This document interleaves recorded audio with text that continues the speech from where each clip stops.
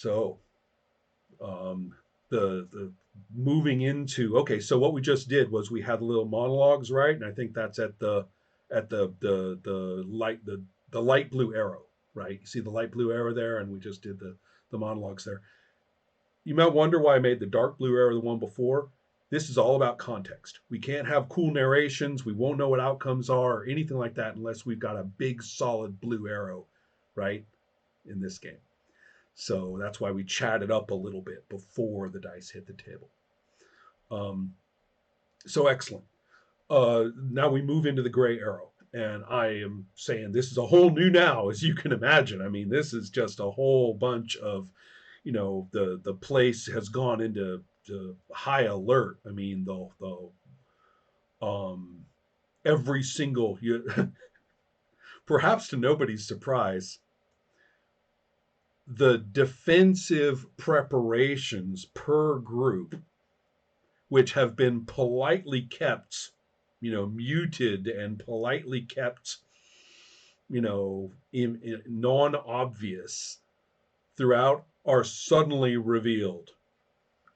Right? There's no question, that the Scrang, for example, or the Luca, there's no question whatsoever that they definitely were prepared for violence because the Luca in particular, have set up a combat formation, and the weaponry that they suddenly produce is way past any agreement that was ever made about this meeting. And so, and I can only imagine. I mean, the I can only imagine some of the others. But one thing that you will notice too is that the Esau and the Voir in their little conclave area over there um, have gone into what you might even think of as um, uh, a very military or paramilitary arrangement. I mean, they've actually formed, a line, and then of people who are down low, and then a line behind them, and then, at least a couple of them are sneaking off into different directions, and everybody is looking very, very wary. Um, and uh, the cry from the Scrang, the same one who like stood on the circle and everything like that, has actually activated the same circle that they stood on, the little light up circle that you're supposed to stand on, and stands on it, and through all the hubbub is is shouting out, the the uh, an accusation toward the Esau and the Voir. And is saying, this is their one of their famous suicide attacks.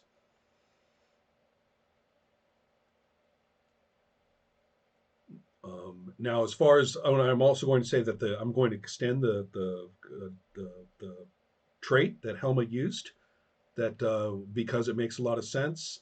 The technology that you saw was had never it's not been used by those aforementioned historical suicide attacks.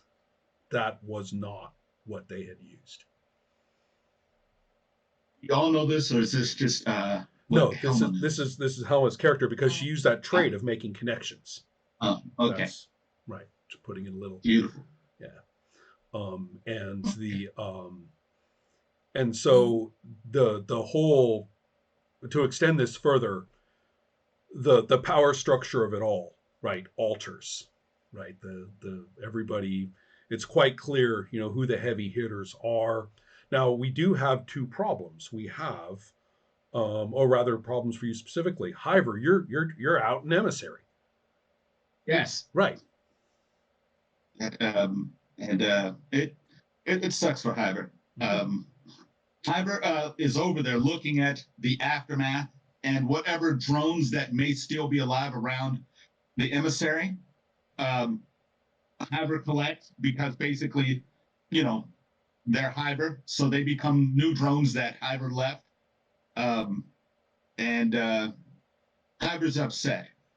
So Hyver's going toward that the tower. He wants the microphone. He would like to speak. Got it. I like that. Okay, so you're like, yes, Helma, you're looking ready.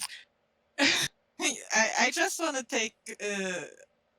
take flight and take a around the whole space as far as I can deem it's safe. So no, I don't want anybody to shoot me out of the air because they misunderstand something.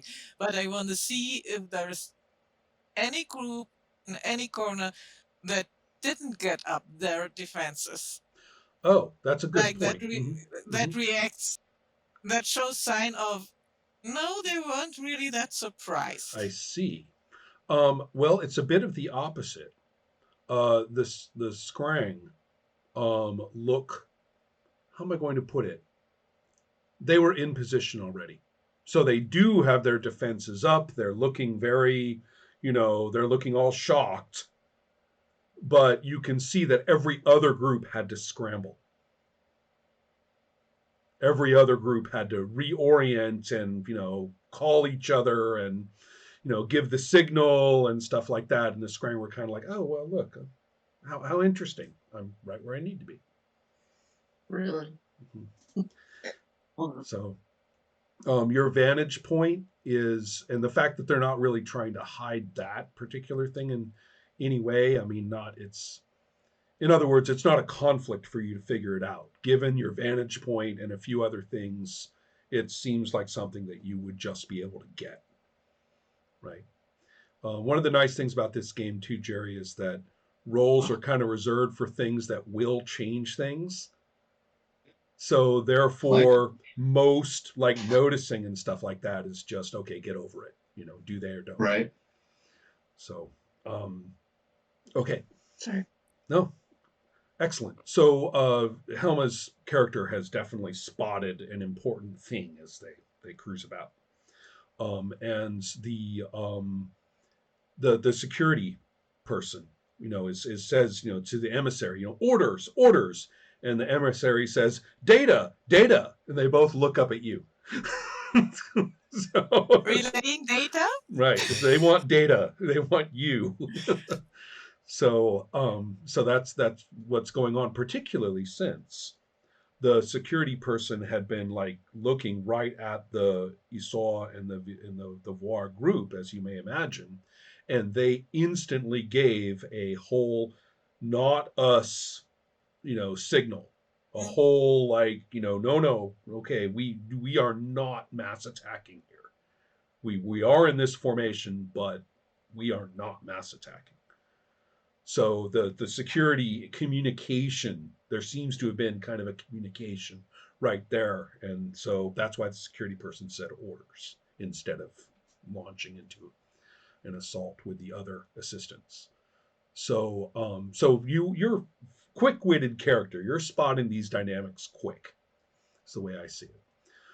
So Yes. excellent. And so in that case, I want to know more about Dukin, who is also, who has a bemused interpretation of reality. I'm very curious as to what it looks like.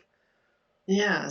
So, like one of the traits that Dukin has is psychoactive apothecary, but basically using his own chemical makeup to affect perception, mood, consciousness.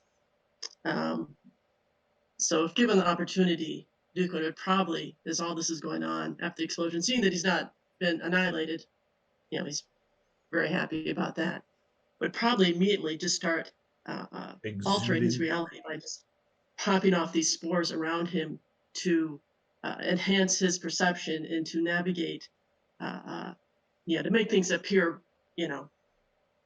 bigger and broader. Is this affecting so other people? He can affect other people. Right now, he just wants to affect himself, to be able to see who, where did this explosion come from? Right. Like you're catching the big picture. All right. Yes. This is a role for sure.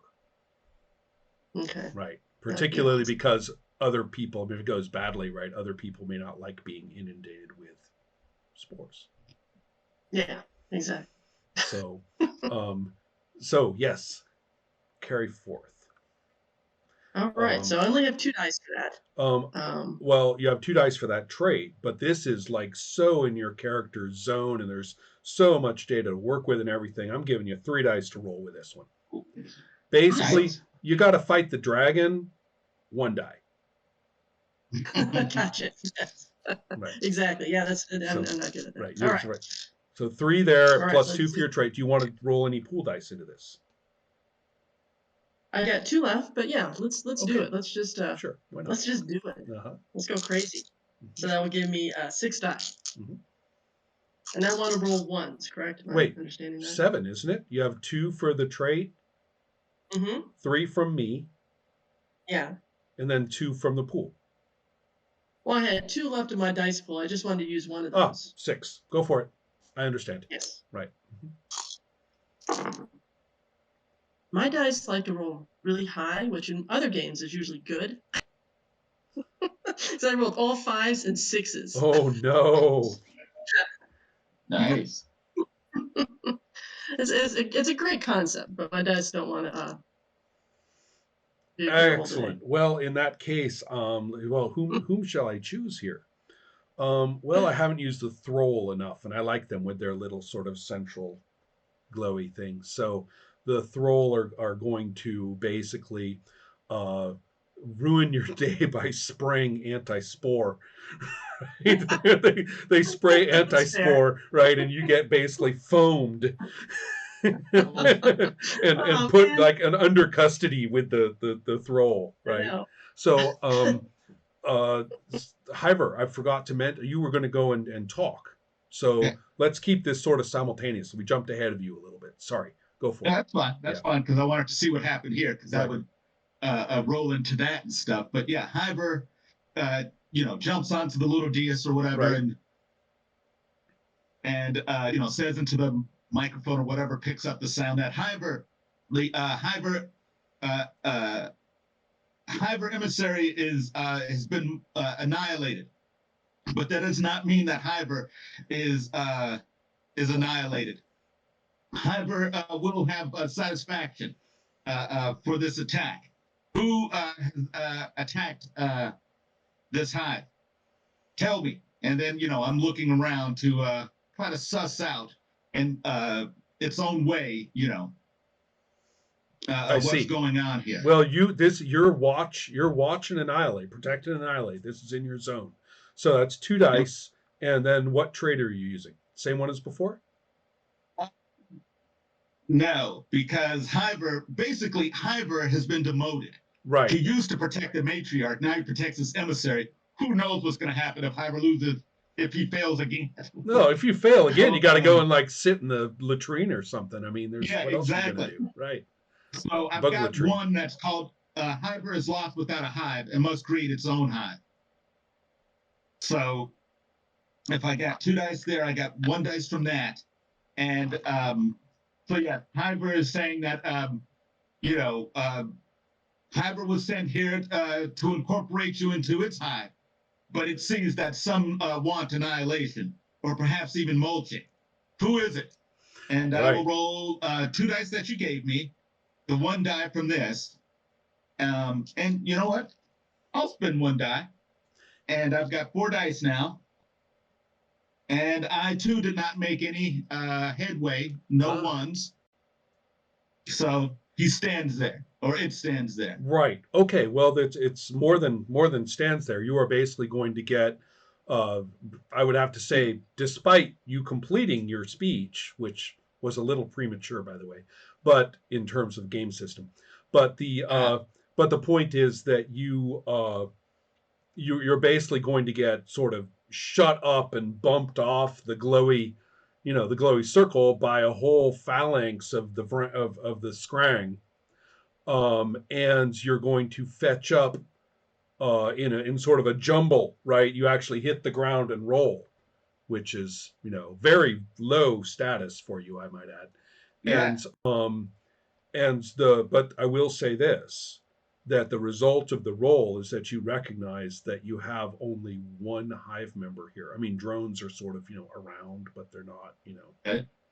But that would be Dukin. Okay. Yep. That's your That was hive. my next one. That's your hive. Yep. So so good enough that your role basically has said no. Your hiveness infrastructure is gone. So Yeah. excellent. And but since you failed the roll, you have not yet quite established hiveness with Dukin. Dukin's got to kind of, be in on this, or Right. there's got to be something involved there, whatever it may be. Oh yes, there's I'm just, definitely. I'm just wondering if an ovipositor is involved. That's my own. I'd rather not. Yeah, I'm going to introduce you to my friend here. They're going to help us all become one hive. That's right. Yeah, that's always reassuring. So, okay, folks. We are approaching now at an hour 45 minutes in play. Actually, we've got about an hour and a half in, given the start. But if there's anything you want to do to finish out the session, let me know, and then we're gonna call it. So. Well, I'll have something. I will bogart. If not, I will move over to what is it? The mercap. And who is currently in the custody of the thrall? But go on. Yes. In the custody of the thrall, and I'll say, mercat. I designated you as part of a new hive. You are part of that hive. You can just kind of nod sagely. No. That's fair. Okay. I'm your protector annihilator.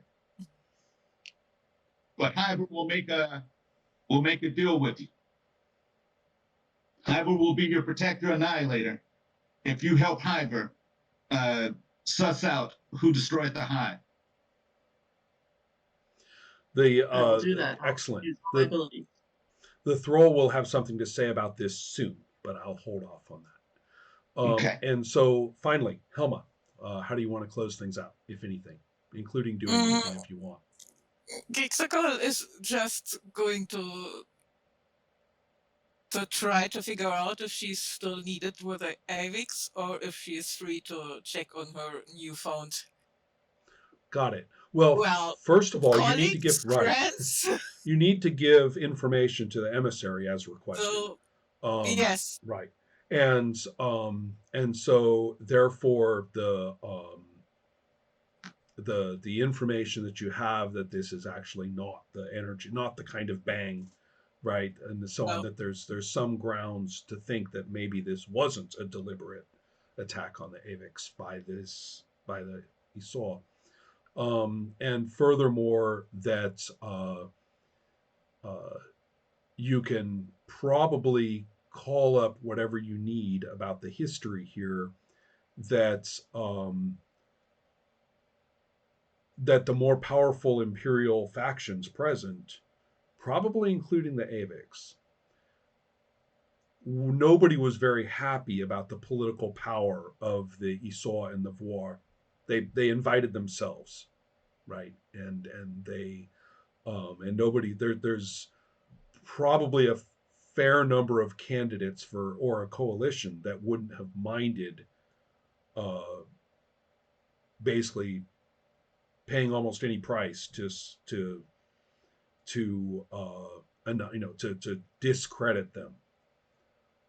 However, you're pretty sure it wasn't the AVIX.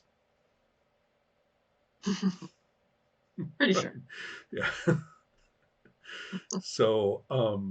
But anyway, so that information can be delivered, and then if you want to go and check why you have a somewhat foam mummified mercap who is exchanging communication with the very ferocious looking Hiver at the moment.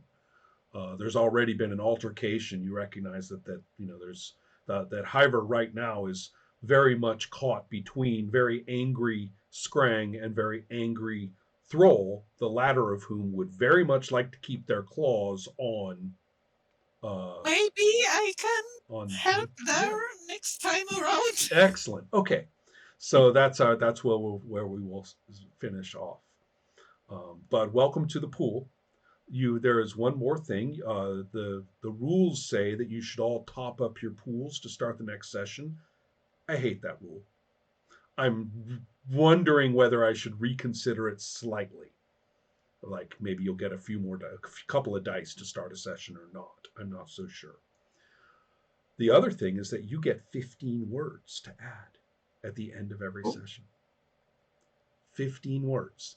And if you want to put new traits in there, you underline it and carry on from there. And again, you can fill them with pool dice, as bonuses in the long run whenever you want, right away if you have a lot, or wait for later if you don't.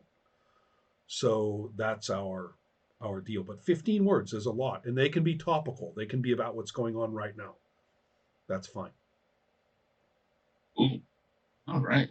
All right. And Ron, did you need what we wrote up for our characters? I wouldn't mind traits? I wouldn't mind getting the original sheets in the chat ASAP, basically. Not because one of the things I like to do in a game is really go binary one way or the other.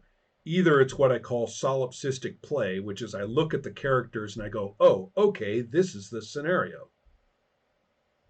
Or it's entirely the opposite. I've got my own thing, and whoever you wander in there, we'll see how that goes, right? And that's what the latter is. So that's why I didn't make a big deal over reading your sheets. I actually didn't want to prejudice my prep in this case. So do you want us just to put it all in the chat for everyone's consumption here?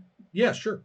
Yeah, the original sheets, and then you can take your time and fix it up for the next session. That's fine. Excellent. Yeah, this was good. I enjoyed this. I enjoyed. Yeah, I thought it was.